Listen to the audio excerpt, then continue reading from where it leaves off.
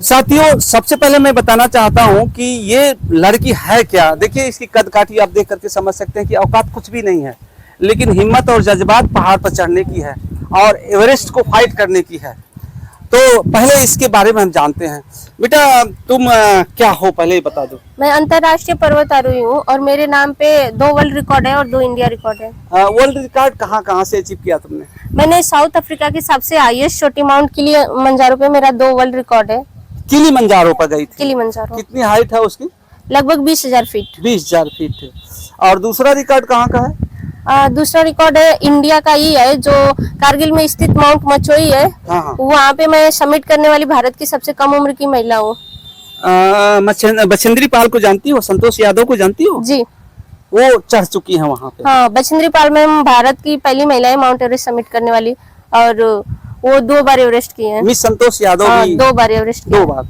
तो बेटा तुम्हारा आप नेक्स्ट टारगेट क्या है? मेरा नेक्स्ट टारगेट है माउंट एवरेस्ट और माउंट लोत्से को साथ साथ सबमिट करना और एक अलग रिकॉर्ड बनाने का प्रयास है। फैमिली बैकग्राउंड क्या है? फैमिली बैकग्राउंड अच्छा नहीं है। पापा मजदूरी करते हैं और घर में कोई नहीं है, सिर्फ मैं हूँ, मेरी मम्मी और पापा है।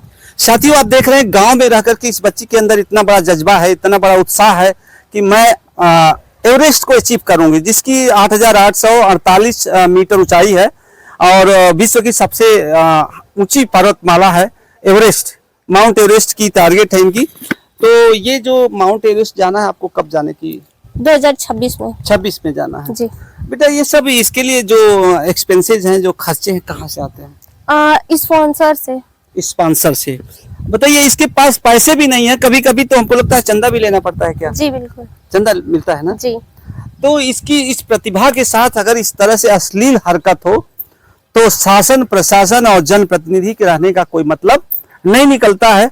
सबकी रिस्पांसिबिलिटी बनती है कि ऐसी प्रतिभा की सुरक्षा, इसकी आर्थिक मजबूती और इसके मान सम्मान की जिम्मेदारी ले।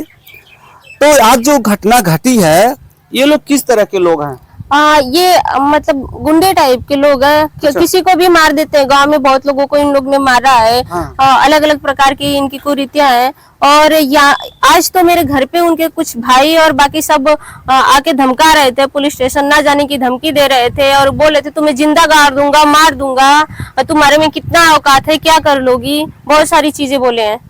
इन लोगों की क्राइम हिस्ट्री पहले से है क्या? बहुत ज्यादा है। अच्छा, गांव में भी इस तरह से हरकतें करते रहते हैं क्या? जी, अभी तो कुछ हफ्ते ही हो रहे हैं ये लोग किसी के घर में घुस के मारपीट किए हैं। शुरुआती दौर में जब तुमने माउंटेनियर के फील्ड में अपना स्टेप रखा था, तो लोग क्या कमेंट पास करते थे? कहते थे कि पहले तो कहे कि भाग गई है लड़की किसी लड़के के साथ, ये बात फैलाने वाले भी उधर के ही लोग हैं।